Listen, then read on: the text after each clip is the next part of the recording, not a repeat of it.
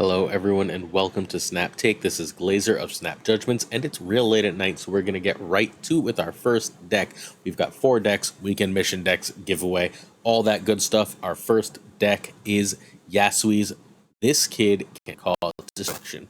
Great name, Yasui. So this deck is absolutely fire. I played it. Yasui won an Infinity ticket with it. If you have access to it, you should check it out. Destroy can be hard to win cubes with. It's still powerful, but it can be hard to win cubes with right now in the meta because everyone knows its patterns, how to snap and retreat against it.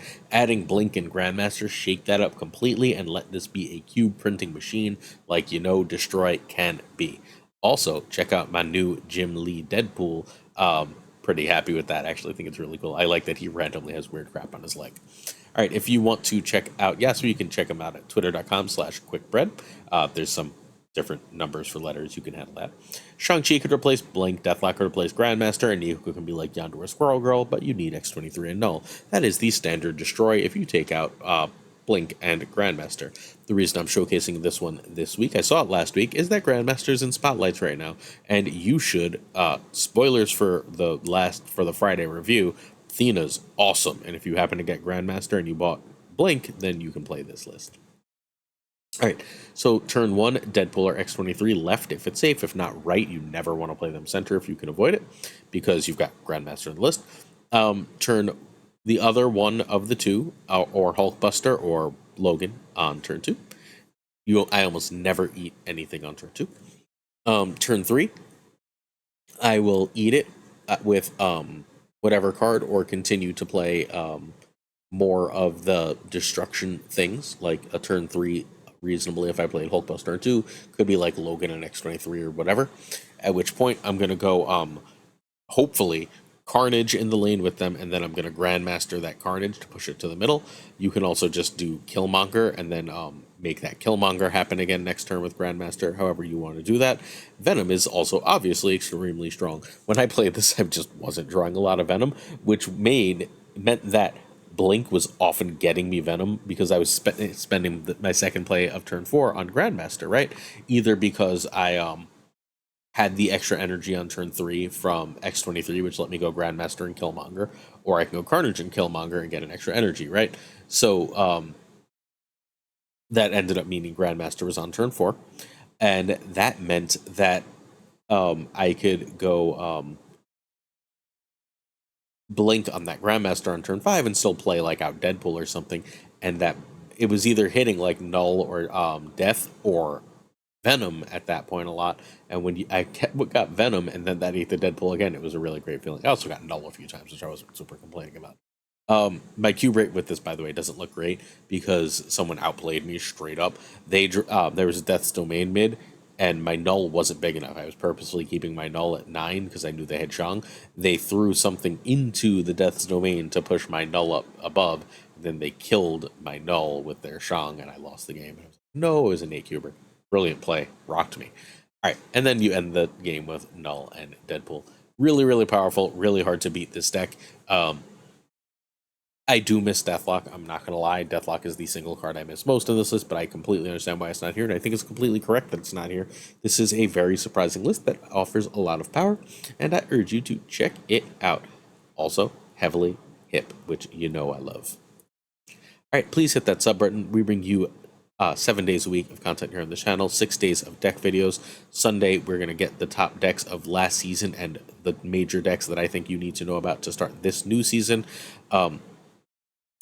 In addition, we do the biggest giveaways. We are the most consistent. We have podcasts with the biggest names in Marvel Snap and so much more. We're talking about getting TLSG on the podcast, so make sure you sub so you don't miss all the great stuff.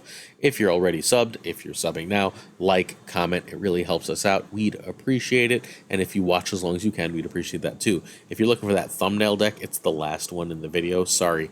I forgot I promised to talk about my Infinite deck in this video. In addition, we're giving away, honest to God, like 12 or 13 season passes, not 5, but we'll be announcing those in Sunday's video. This is the last video to enter, and I'm going to tell you what to comment for this video right in a few minutes. It'll be in the weekend deck section if you're curious. You comment whatever that is, you can win a season pass. All right. Next up, we have Gregor's High Evolutionary Agatha. I won a gold ticket with this from nothing, and then I won. Got into the second game of another gold with it. I was too scared to try this on ladder as I was. But this deck is like good. Like it's actually hard to beat. It's crazy. Um, you don't super have a lot of control, right? It's an Agatha list. Every single game that Corvus could discard my Hela, it did with this, but it didn't matter. I was winning anyway. Fundamentally, what was happening is it would go Black Knight, Shock, or whatever, and then it would Corvus, and it would either discard Agatha and Hela, or it would discard something else, and then I would be able to just drop my It would drop my Agatha because it cost one less because of Shocker, and then I would just be like, all right, War Machine, Infinite, win. So I had one lane of like Agatha, War Machine, whatever, and then I had one lane of Infinite, and that was usually enough to win. I also did the same thing with like Red Hulk and Hulk a couple times. A game that I discarded Agatha, I had Blink, and I just blinked it away, and I was totally fine. Really, really fun list. This list is here for Shocker and Hulk. Great stuff. All right, so this is White Wayne Brady's list. Again, this is probably the best evolutionary deck I've played at least in ages, and not evolutionary, excuse me.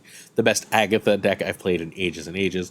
White Wayne Brady is someone who hangs out on a lot of our friends' streams. In particular, Gregor's stream, twitch.tv/Gregor2424. Gregor tweeted about this and made a video on it if you want some gameplay from it. So that's where I saw it first. So props to Brady and Gregor. So this deck is a delicate miss. You can sort of try without War Machine and Jubilee. It's worse. War Machine's actually important, but everything else you kind of need. You need Red Hulk and Evolutionary because you need to make yourself big, and Shocker is so key to the deck. Black Knight is hilariously powerful in this list when it goes off. Because if you do like Corvus and miss, right, but you have Black Knight out, because like you can miss Agatha, you're fairly likely to hit something else real big, and then guess what? You'll auto play that. And because it's the blade, it doesn't really care about where it's played, so like playing it into Death's Domain is good for you. The turn by turn here is weird. So Black Knight if you're lucky, and then everything else is if you're lucky. Shocker on turn 2. Wave or Corvus if you're lucky on turn 3. It's very annoying when on turn 3 it decides to Shocker or Black Knight, but you live, right? Like sometimes it's just going to draw in the wrong order.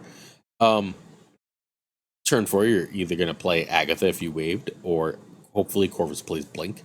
And if Corvus plays Blink, you've got a reasonable shot at getting a really big card.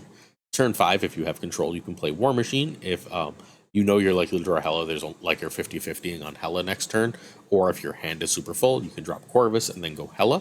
Or you can, if you played War Machine, you can just go big. Or if you didn't play War Machine, sometimes you just have a stupidly huge Hulk or Red Hulk because you end up missing a lot of energy with this deck.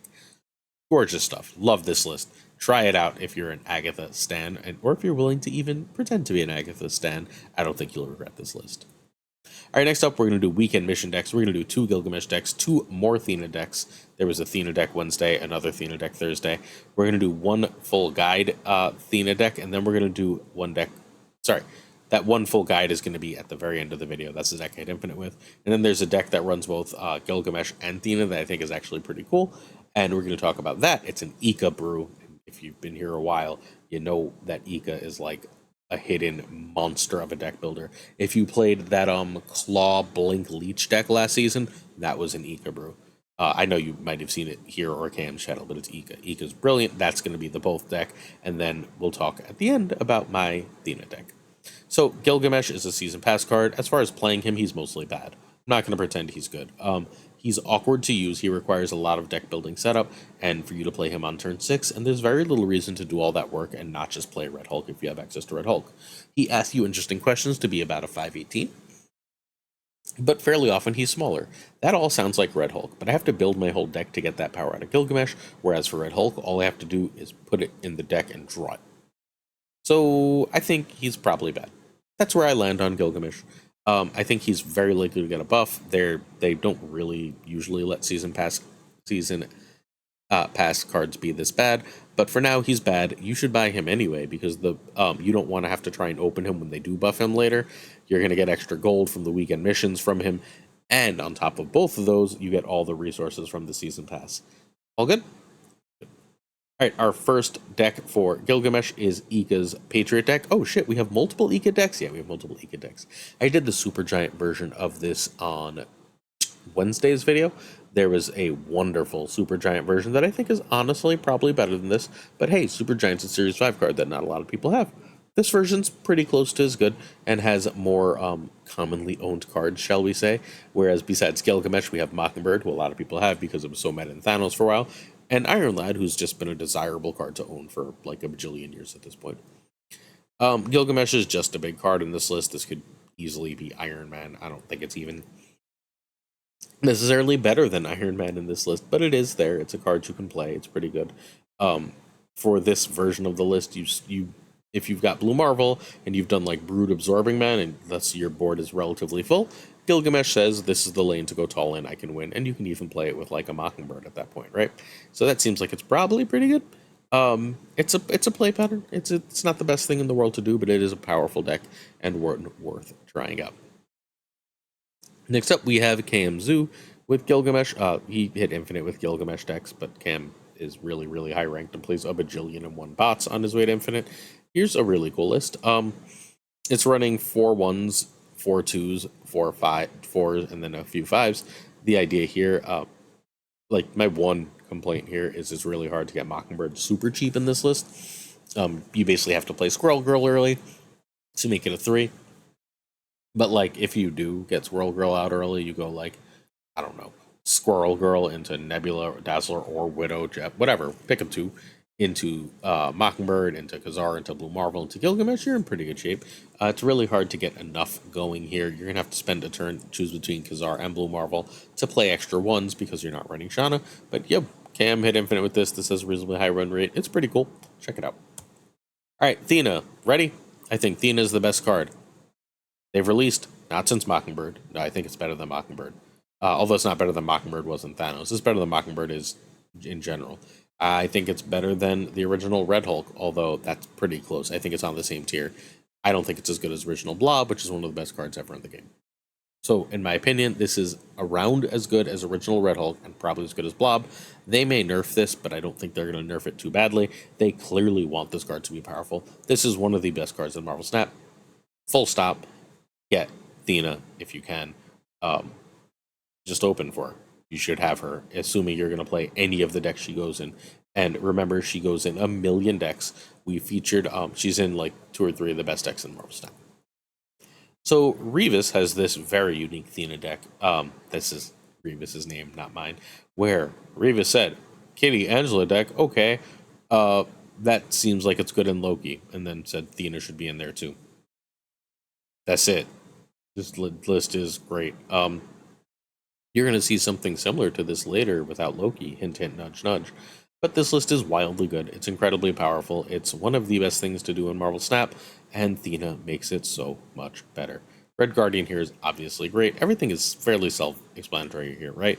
This is basically saying Loki is one of the best decks. It was number 1 and number 3 and whatever other nonsense on the Infinite Leaderboard last season. Let's add the OP card to it. Forever, that's what Loki has been. Loki was an Elsa deck because Elsa was the best thing to do, and then you just say, if I don't see that, I go Loki. Then Loki was a werewolf deck because you go, if I don't see that, I werewolf. And then Loki was a Ms. Marvel deck, and so on and so forth. Now Loki is a Mockingbird deck. Now it's a Thena deck. You get the idea. All right, Good Dog Gamer is a member of our Discord, and I love this list. I played this list and rocked with it, so props to Good Dog Gamer. This is one that's fairly likely to get a full review. You've seen lists like this, right? Like you've seen the Ravonna Professor X Hannibal stuff. That is basically safety's, what does safety call it? Slayer Blade list that you've seen everyone make. Everyone from TLSG on has their own version of it. It is Safety Slayer Blade deck, and now we have seen a bajillion versions of it. And then KM has a weird, like, off version of it. That's another one of the best decks in the game that runs Mysterio and Sasquatch. Well, instead of running those other packages, why not run the Darkhawk package? Because the Darkhawk package is great. That's the whole logic here. It says, I'm going to take out the non-essential stuff, throw in the Darkhawk package. Sometimes you're not even going to draw your shit to stop me. It's so strong. I strongly urge people to try this out. Again, this one will be very likely getting a full deck guide soon because this is stupid. If you can go Professor X on 4, Darkhawk on 5, Cannonball on 6, like, what is your opponent supposed to do? Like, let's say you go, I don't care, Ravona into Thena Korg, right? Like, cool. Then you go Professor X in that lane, and you've won that lane because you've got Thena Korg, Professor X. Just, you're in heaven. This deck is stupid. All right, next up, we have, this is our full coverage of the both deck. This is Ika's Thevolve. This is, I named it. It's Thena Evolutionary. So basically, the idea is with Thena, sometimes, especially with Hope, you end up just sort of passing extra energy. Sorry. Told you, it's very late. You end up passing extra energy, right?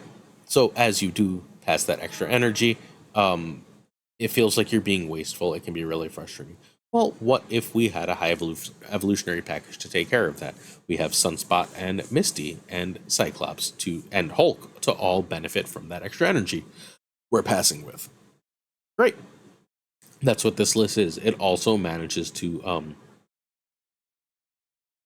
Misty puts extra power on things. Sunspot has extra power. Angela and Thena are all extra power, which really means Gilgamesh gets reasonably big. We're looking at like a 5'10 to 5'12, which is perfectly big. And then you're dropping a stupidly big Hulk, and you should probably just win the game that way. All right, so you can find Ika at twitter.com/Ika's show. This needs the new cards. Enchantress is the swing card. She can be She-Hulk, Armor, and Kara.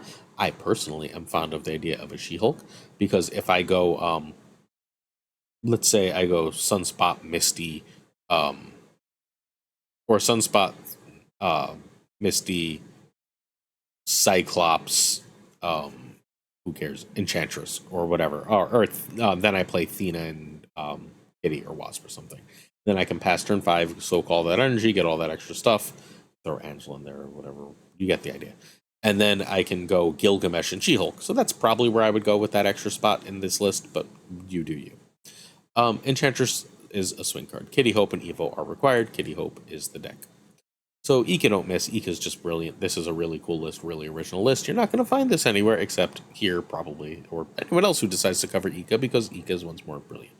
So turn 1, I like Misty over Sunspot. Misty spreads some power around, which makes Gilgamesh more dangerous later. Sunspot gets big, but only himself. And if you play multiple cards, Misty's likely to hit multiple cards, which is basically doubled with Gilgamesh. Turn 2, Thena and Wasp, if you can, because that's an immediate Thena trigger if you're not aware. Angela or Thena is fine if you have to just play them alone. I would generally rather play a 1-drop unless I can do 1-drop, 2-drop on turn 3 for Thena. Make sense? That's my play on turn 3. If not, I'm going to play Hope or Cyclops and just sort of lose that extra 1 energy that one turn. Then turn 4, I'm going to play 2 cards and do everything in my power to save an extra energy for Cyclops slash Hulk. But it's not a priority. What's important is getting the 2 cards because +3 on Thena is still a ton. And then I'm going to do Gilgamesh and a 1 if Hope. I can also go 2 cards to trigger Sunspot, Misty, Cyclops, and Hulk. Good. So if I can go like at this point, if I can drop, even if I drop like Sunspot and Kitty, that's perfectly fine if I'm getting all that extra energy and bonus everywhere else.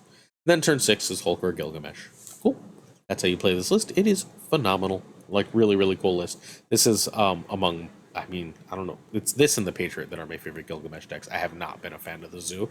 And again, longtime viewers know that I'm a Zoo fan. Question of the day, then we'll get to the final deck. So our first question is Models asks, oh. Did I answer this? No. All right. Whatever. Someone else asked a follow-up to this. What would snapping on turn 1 be called? And obviously that's a zoomer snap, is what I was trying to rewrite that question as. But it's late and I'm not redoing this whole video for that one question, so c'est la vie. Heretics Lee is curious if Season Pass cards should have a spotlight of their own. They sort of do. Like, by completing the Season Pass, you get the variants, which give you the cards.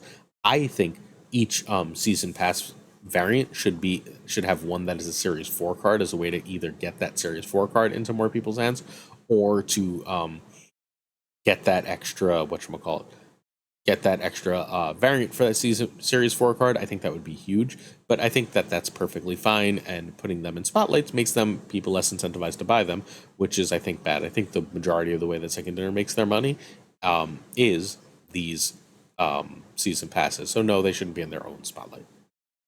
Melefus asks about my favorite DC villain, and I don't know how to say this without seeming shitty, but I think DC villains are terrible. I actually love DC heroes. JSA, Titans, even like the classics, the whole Bat family. Nightwing's one of my favorite characters. I think most DC villains are fairly terrible in one note. The only DC villain I really like is Lex Luthor. I think Lex Luthor is really interesting and a really complex character. I think I like Lex Luthor much better as a non-Superman villain.